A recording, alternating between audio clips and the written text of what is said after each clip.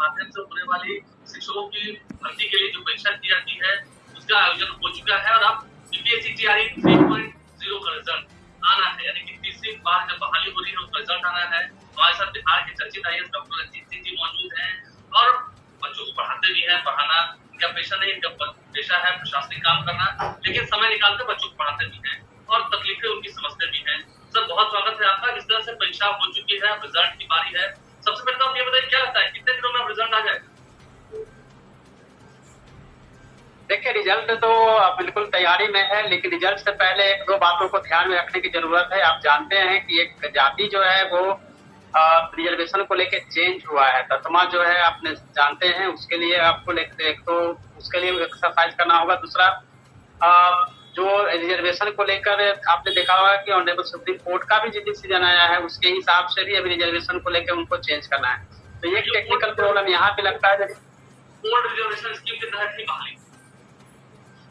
Yes, तो अभी जो आपका डिसीजन जो कोर्ट का दिख रहा है उसके हिसाब से ऑनरेबल सुप्रीम कोर्ट के रिजर्वेशन के हिसाब से एक तो पहले ये देख लेना है कि उसके हिसाब से थोड़ा सा समय लगेगा, नंबर 1। नंबर 2 यह है कि आप सब जानते हैं कि अभी ओएमआर सीट जो आई है इसमें रिस्पॉन्स सीट नहीं आया, किसको कितना मार्क्स मिला है और रिस्पॉन्स सीट नहीं है, तो रिस्पॉन्स सीट पहले आएगी, फिर उसके बाद आंसर की आएगी। आंसर की पे आपत्ति ली जाएगी। आंसर की पे आपत्ति में यदि कोई आंसर गलत होगा और प्रूफ के साथ जो कैंडिडेट है देंगे तो उसमें फिर चेंज होगा, फिर फाइनल आंसर की आएगी और फिर फाइनल रिस्पॉन्स सीट आएगी।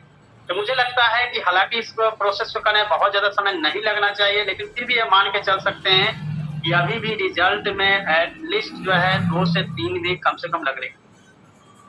2-3 वीक तो जरूर लगना है इस तरह। यस, लेकिन जो आप ओएमआर की बात कर रहे हैं, रिजल्ट पहले वो ओएमआर आएगा और आंसर की आनी है, तो आंसर की में देखा जाएगा ना कि हाँ क्या अधिकतर सवाल सही थे, उससे कुछ जवाब गलत हुए थे, क्योंकि अभी तक कई लोगों ने एनालिसिस किया है, कई संस्थाओं ने इस पर एनालिसिस किया है। एक्चुअली क्या है कि आप सब जानते हैं कि ये बहुत ही फेयर तरीके से बीपीएससी द्वारा रिस्पॉन्स दी जाती है कि जो क्वेश्चंस का आंसर आपने दिया है, और आप भी जानते होंगे कि इतने टाइप के क्वेश्चंस रहे हैं। 1 से 5 में देखना है, 6 से 8 है, 9 10 है, 11 12 है, सब्जेक्ट कॉम्बिनेशन है, यानी कि नॉर्मल ऐसा नहीं है कि केवल 150 क्वेश्चंस है और उसके आधार पे केवल आपत्ति लेनी है। सब्जेक्ट वाइज भी आपत्ति उसमें लेनी है जो सब्जेक्ट स्पेसिफिक है। तो इसमें बहुत एक बड़ी एक्सरसाइज होगी। अगर उसमें एनसीईआरटी या फिर टेक्स्ट बुक के आधार पे कोई आंसर रिस्पॉन्स गलत है या कोई डाउटफुल है तो वैसे में तो उसको हटाया जाएगा या उसका आंसर करेक्ट किया जाएगा। यदि ये सब चीजें नहीं होती है तो बहुत ईजी होगा और जल्दी ये हो सकता है कि रिजल्ट आए। लेकिन अगर इसमें कहीं भी कोई भी सेगमेंट में अगर क्वेश्चन कोई भी 1-2 भी गलती होती है या डाउटफुल होता है, या मान के चलिए कि वह तब थोड़ी थोड़ी आपको समय लगेगी, विलम्ब लगेगी, क्योंकि आपत्ति के लिए भी जो मिनिमम टाइम दिया जाएगा वो भी एटलीस्ट ऐसा समय होगा जिसमें कि 1 वीक 10 दिन दिया जाएगा, तो उसमें भी समय जाना है। इसीलिए मैं बता रहा हूँ कि रिजल्ट में थोड़ा तो विलम्ब होगा, लेकिन हाँ लोग ऐसा अनुमान लगाते हैं बस 12 से 13 दिन। किसी ने बता दिया 12-13 को रिजल्ट आ रहा है, किसी ने 18 को रिजल्ट आया है। आप जानते हैं कि अब जब 18 तारीख में इंटर कर सकते हैं, कल कर जाएंगे। ऐसे में ये नहीं कह सकते हैं कि रिजल्ट आ जाएगा, लेकिन रिजल्ट को लेकर हाँ ये तो है कि उत्सुकता बहुत होती है रिजल्ट हो जाए, क्या है पोजीशन क्या है, बट इसमें अभी भी समय लगेगा। ऐसा बिल्कुल नहीं कह सकते हैं कि 4 दिन में रिजल्ट आ रहा है। और कैंडिडेट को इन सब बातों को ध्यान रखने के बजाय अपने स्टडी पे फोकस करना चाहिए, पढ़ना चाहिए। तैयारी 4 भी आ रही है, जिनका अच्छा स्कोर है उनका रिजल्ट होना भी है, तो फिर भी स्टडी करना चाहिए। हायर दूसरे जॉब की तैयारी कर रहे हैं सभी कैंडिडेट अपनी कॉम्पिटिटिव एग्जाम्स पे फोकस करें। अगर आपने मेहनत अच्छी की है रिजल्ट आपका होगा और आप सक्सेस भी होंगे। कैंडिडेट रिजल्ट की मांग हो रही है, मुझे लगता नहीं है, क्या लगता है कि ये संभव है क्योंकि रिजल्ट आने के बाद?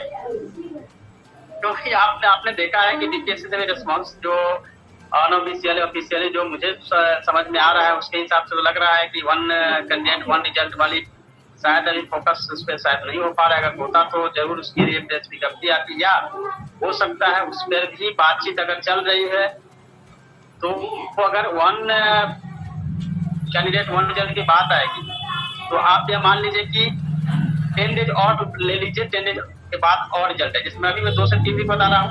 आप 1 महीना मान के चलिए, अगर वैसे होगा तो 1 महीना के बाद ही रिजल्ट आएगा। देखिए अभी 1 महीने तक और वेट करना पड़ेगा। आप फुल कैंडिडेट 1 रिजल्ट बात किए तो क्या ऐसा होता है वो दिखता है? और इत्यादि मैं नहीं कर सकता हूँ, लेकिन जो मेरा एक्सपीरियंस है वो उसके आधार पर मैं आपको बता रहा हूँ। नहीं, लेकिन अभी जिस तरह से चर्चा बीपीएससी की सुविधा भी नहीं हो रही है, वन कैंडिडेट वन रिजल्ट को लेकर क्या लगता है कि कुछ मांगे पूरी की जाएगी? देखिए, मैं तो समझता हूँ, जो मेरी पर्सनल अगर ओपिनियन ली जाएगी, व्यक्तिगत राय मेरी है कि वैसा होना चाहिए, ताकि जो स्टूडेंट परेशान होते हैं, बार बार एग्जाम देना पड़ता है, या 1-2 मार्क्स से रह जाते हैं, वो सब प्रॉब्लम, या 10 मार्क्स से भी रह जाते हैं, तो वो प्रॉब्लम दूर हो जाएगी और वन शॉट में सभी का जॉब जो है हो सकता है। इसलिए वन कैंडिडेट वन रिजल्ट मेरी राय है कि होना चाहिए, ताकि छात्रों को जो परेशानी हो रही है वो नहीं हो रही। तैयारी को भी लगता है कि आपको जल्दी होना है कि रिजल्ट आएगा, तो तैयारी जब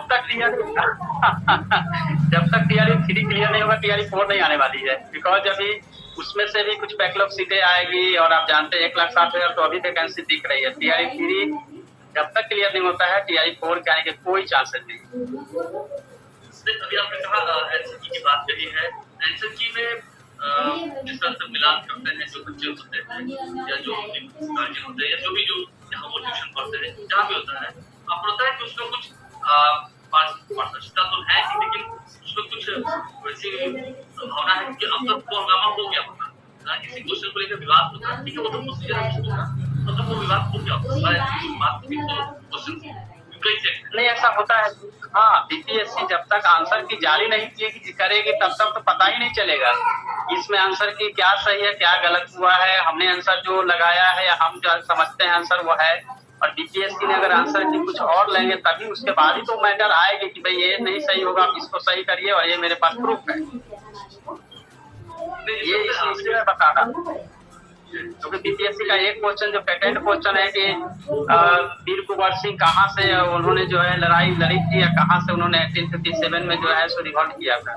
तो आप लोगों को ध्यान है कि नहीं मुझे नहीं पता, लेकिन मुझे याद है उन्होंने दानापुर उसको आंसर बना के रखा है, क्योंकि किसी बुक में लिखा हुआ है कि मानसिक रूप से वो दानापुर में थे। तो ये तो मुझे खुद हंसी आती है ऐसी चीजों पे, क्योंकि पता है सबको कि आरा से उन्होंने लड़ा था। ऐसे विवादित क्वेश्चन जो है अब तो नहीं आता बीपीएससी को, पहले से इससे बहुत सारा हो चुका है।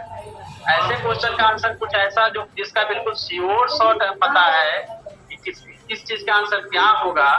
अगर मान लेता है कि कोई भी राजगीर से राजधानी को लेके पाटलिपुत्र आने वाले उद्यान थे, अब कोई लिख देगा कोई और शासक का नाम और फिर कहेगा कि यही आंसर है, ऐसा इसमें लिखा हुआ है, तब तो विवाद होगी ही होगी। लेकिन जो बिल्कुल श्योर शॉट है कि आंसर कौन सा है, उसमें भी अगर कुछ इस तरह का आंसर लोग लाएंगे, डेफिनेटली जो उसमें हो सकता है। बट अभी के इस सिचुएशन में बहुत अच्छा है, बीपीएससी का कोई इस तरह की में बहुत पुरानी बातें कर रहा है। तो दोस्तों, आपने सुना क्या कुछ बातें इस वीडियो में बताई गई हैं, तो देखते हैं क्या कुछ होता है। फिलहाल इस वीडियो में इतना ही। आगे की अपडेट के लिए चैनल के माध्यम से जुड़े रहिए।